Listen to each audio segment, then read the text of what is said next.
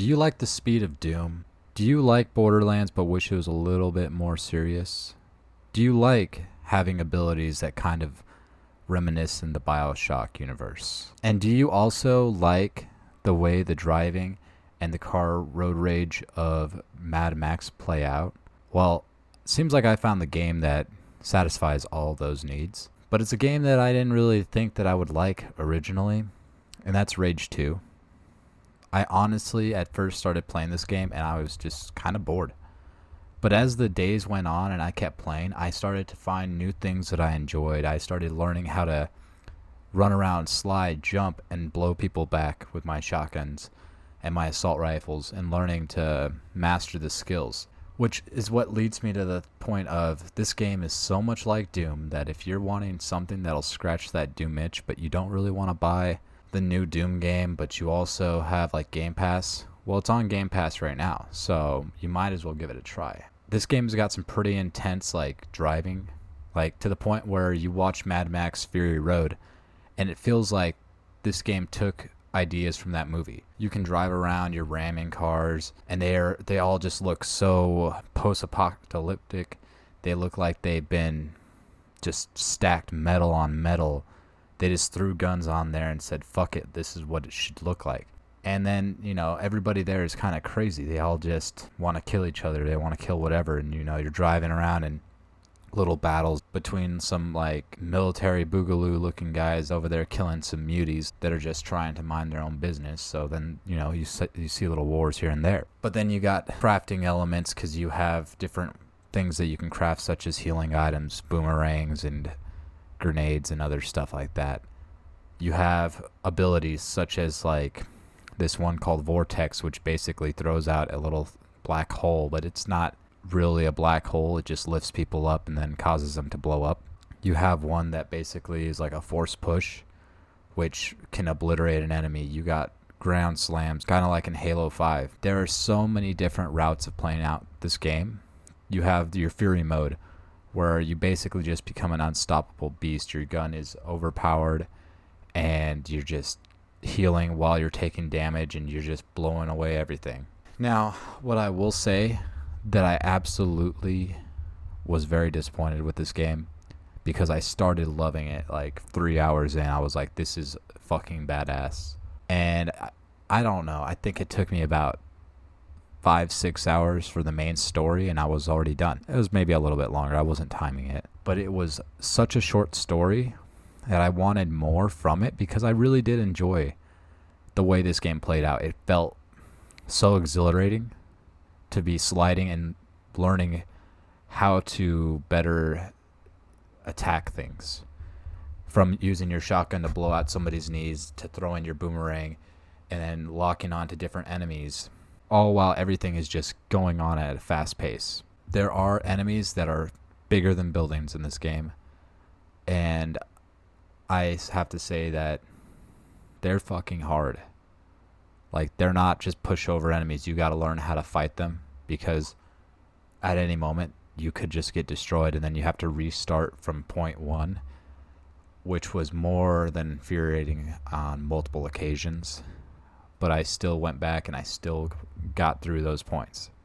The other thing that I really, really enjoyed about this game is a variety of enemies that you had to fight. And there's different ways to attack enemies. But at the same time, a bullet to the head is a bullet to the head. It's going to kill them.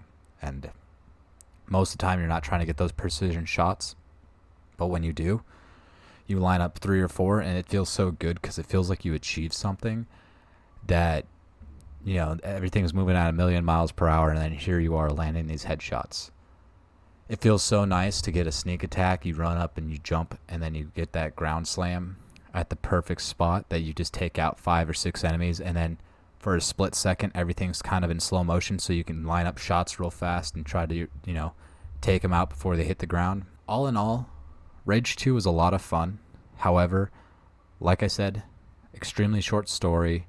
At points, it just felt extremely difficult. Like, there's just a giant wall to overcome. And the other thing that I have to complain about is the fact that there's very little to do as far as what was entertaining. But there is a bunch of little side quests, such as hunting down these giant mutants, which they're probably about the size of a 2-story building, and they're no pushover. There's guys in mech suit that you can hunt down. There's bounties you can collect, different vehicles you can find in the wasteland and go out and eventually make it your own. There is this one vehicle that once you unlock it, you're never going to go back to a drivable vehicle unless you're trying to take out caravans, because it flies around. It goes from point A to point B way faster, because then now you can cover vast expanses of territory, when before it's like driving around, it sometimes feels like every single bump you hit affects your vehicle in such a drastic way. All in all, if you loved Doom, if you love Fallout, if you like Borderlands but you want something more serious, if you like the carnage in the Mad Max movies and Mad Max game, and you want something a little bit more fast-paced, then this is the game for you. This has been a extremely enjoyable video game to play through, just because I like games where I could just not even think and just shoot things and everything is going to be carnage. I like to, rain carnage on these enemies. There are some scenes that are like, damn, it's a little disturbing. Like there's a guy that rides this mutant, and it's kind of gross. It's not really like disturbing, it's just gross. But all in all, good game. I love how it's made by Bethesda. Well, produced by Bethesda. And it's like, why can't I get this type of gameplay from a Fallout game? I would love to have a Fallout game where it plays like the Doom games, where it plays like this Rage 2. And where's the story at? Like, I want a Fallout game with the story of Evil Within 2. But no. We get old software that's back from the 80s. Not really, but it's a hyperbole. Anyways, I'm not going to rant about it. If you want to rant about it, we can make a video where I'll rant about it. We'll put in some points and whatnot. Maybe leave some comments in there. But long story short, I would give this game a 7 out of 10. Highly enjoyable gameplay, a lackluster story, but in the end, it's something that I would go back to just to fight and kill stuff.